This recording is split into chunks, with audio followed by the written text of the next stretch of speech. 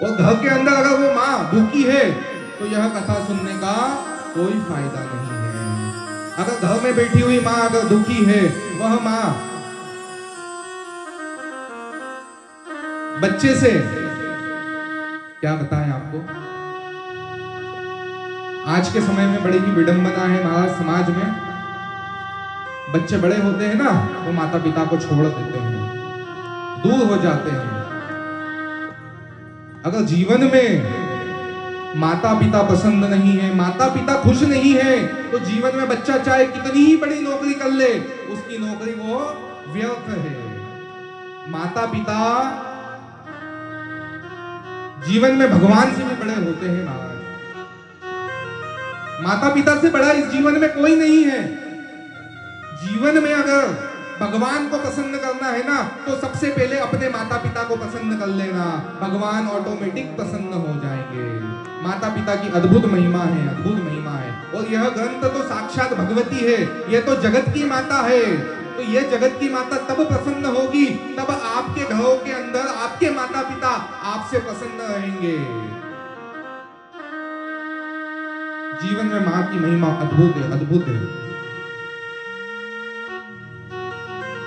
एक कहानी याद आई हमें। एक बच्चा था, एक घटना है, सच्ची घटना है। एक बालक था, उसने उसकी मां को बोला, हे मां, मैं तेरा कर्ज उतारना चाहता हूं। मां ने बोला, बेटा तू मेरा कर्ज है ना, इस जन्म क्या तू 7 जन्म भी ले लेगा ना, तो तू मेरा कर्ज नहीं उतार पाएगा। क्योंकि जिस प्रकार मां बच्चे को पालती है ना, उस 9 महीने जो मां कष्ट पाती है, वो कष्ट बहुत कठिन कष्ट है। और जब बच्चे बड़े हो जाते हैं ना, तो माता पिता को पागल समझते हैं।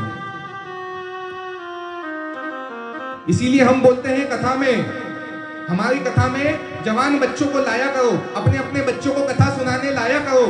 कुछ संस्कार देंगे आप, हम मिल करके उन बच्चों को, तब जाकर के हमारा समाज आगे बढ़ेगा, तब जाकर के हम सभी लोगों का कल्याण होगा।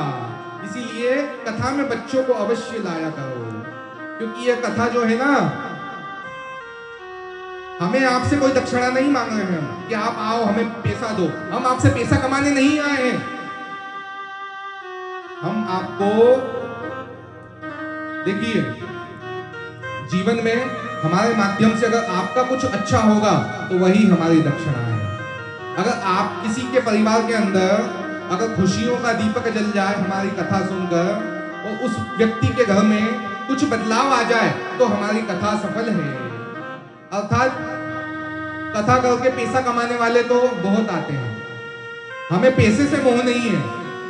हम पैसे कमाने नहीं आए हैं। सच बताएं आपको, हम व्यासपीठ पे बैठे हैं, हम झूठ नहीं बोल रहे। हम आपके देश में पैसा कमाने नहीं आए हैं, हम तो हमारे सत्य सनातन धर्म की ध्वजा लहराने आए हैं महाराज। पैसा कमाने आते तो हम इतना साज बाज को नहीं लाते। तो एक सत्य घटना, उस बच्चे ने अपनी मां को बोला, हे मां, मैं तेरा कर्ज चुकाना चाहता हूं। मां ने बोला, बेटा ठीक है, कोई बात नहीं, आज की रात तू मेरे साथ सो। बेटा बोले, ठीक है मां, सो जाऊंगा, कोई दिक्कत नहीं है। बेटा सोया मां के पास। रात की 10 बजी मां ने बाल्टी में पानी लाई, और जिस पलंग पे बेटा सोया था, उस पलंग पे वो पानी मां ने डाल दिया। अब जैसे ही 12 बजी रात की, वो बेटा हो गया गीला। बेटा गीला हुआ, सर्दी का समय, बेटा जैसे ही गीला हुआ, बेटा बोले, अरे मां, ये पानी कहां से आया? मां ने झूठ बोला। मां ने बोला, बेटा मेरी तबीयत आज बहुत खराब है और मेरा मलमूत्र इस बिस्तर पर ही हो गया है। अरे मां, ये तुमने बिस्तर पे क्यों किया? बेटा गुस्से में आ गया उस समय।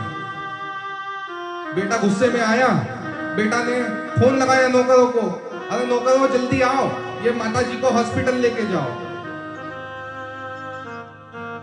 थोड़ी देर हुई, मां ने बोला, बेटा तुझे एक बात बताऊं, मेरी कोई तबीयत खराब नहीं हुई है, मुझे कुछ नहीं हुआ है। यह तो मैंने जानबूझ करके कहा, ये जो किया है मैंने, ये जानबूझ के पानी डाला है, मैंने कोई मलमूत्र नहीं किया है बिस्तर पे। तो बोले माँ ऐसा क्यों किया आपने? बोले बेटा, जब तू छोटा था ना, जब तू बचपन में जब पैदा हुआ था ना, जब तू मलमूत्र कर देता था, जब गरीबी का समय था, जब घर में पैसा नहीं था, जब एक ही बिस्तर पे हम सब लोग सोते थे, उस समय की बात है बेटा, जब तू बहुत छोटा था, जब तू अगर मूत्र कर देता था, गीला कर देता था, तो मैं तुझे एक तरफ से उठा के दूसरी तरफ सुला देती थी। तो दूसरी तरफ भी जब गीला कर देता था, तो मैं तुझे अपनी छाती पे सुलाती थी। वो तू छाती पे भी गीला कर देता था, फिर भी मैं तुझे नहीं छोड़ती थी। और आज बेटा तूने देख ले, इसलिए माता पिता का जीवन में कर्ज कोई नहीं चुका सकता है महाराज। माता पिता बच्चों के लिए पूरा जीवन निकाल देते हैं, खूब मेहनत करते हैं, बच्चों को पढ़ा लिखा कर बड़ा कर देते हैं, परंतु अंत में क्या होता है? अंत में वही बेटा, अपनी बहू आती है, बहू के साथ निकल जाता है। गोविंदाय नमो नमः। तो माता पिता के तो पूरी जीवन उन बच्चों को पालने में निकल गया।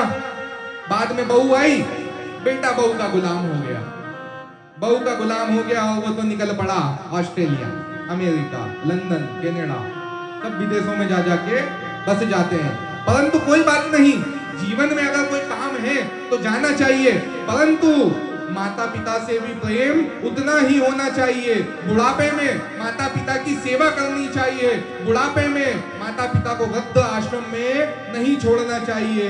जो व्यक्ति, जिसके बच्चे, आप लोग तो बड़े अच्छे हो, हम आपको नहीं सुना रहे हैं ये कोई कथा, हम तो कहानी बता रहे हैं। हमें तो पता है आप सभी के बच्चे बहुत अच्छे हैं, आप सभी के तो अच्छे हैं, ये कथा आपको नहीं, आप तो सब लोग बहुत अच्छे हो महाराज, आप सभी के बच्चे भी बहुत अच्छे हैं। परंतु हम तो ये घटना हमने देखी है, तो इसीलिए व्यास जी ने प्रथम अध्याय में मां की महिमा लिखी है। मां की महिमा बड़ी दुर्लभ है महाराज। एक बच्चा विदेश गया पढ़ने, नौकरी के लिए विदेश गया बच्चा। जब नौकरी के लिए बच्चा विदेश गया, तो उस बच्चे ने उसके पिताजी से पूछा, पिताजी आपके लिए क्या लेके आऊं, मैं वहां से नौकरी लौट के आऊंगा वापस, तो आपके लिए क्या लाऊं? तो पिताजी ने बोला, बेटा मेरे लिए तू कपड़े लेके आना। ठीक है। फिर बेटे ने अपनी बहन से पूछा कि बहन, मैं विदेश से नौकरी करके लौट के आऊंगा, तो तेरे लिए क्या लेके आऊं? तो बहन ने बोला, भैया मेरे लिए साड़ी लेके आना। फिर उस बच्चे ने अपनी पत्नी से पूछा कि देवी तेरे लिए क्या लेके आऊं विदेश से? देवी ने बोला, मेरे लिए सोने का हार बनवा के लाना। फिर उसने अपनी मां से पूछा, हे मां, मैं विदेश से नौकरी करके लौट के आऊंगा, तो तेरे लिए क्या लेके आऊं? तो मां ने उस बच्चे को गले लगा करके बोला, बेटा मेरे लिए कुछ मत लाना, तू वापस लौट के आ जाना, मेरे लिए वही काफी है, तू वापस लौट के आ जाना। तो एक मां की महिमा, मां के मन में कभी भी लालच नहीं होती है। पत्नी लालची हो सकती है, बेटा बहू लालची हो सकता है, मां कभी लालची नहीं हो सकती है, क्योंकि मां की महिमा दुर्लभ है, दुर्लभ है महाराज। आइए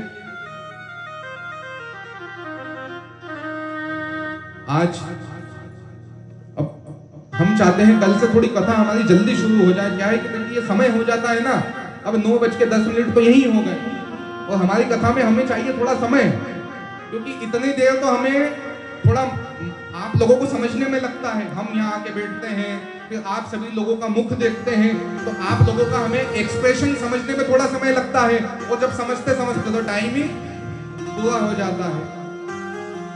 तो इसीलिए आइए उस माँ को प्रणाम करेंगे हम।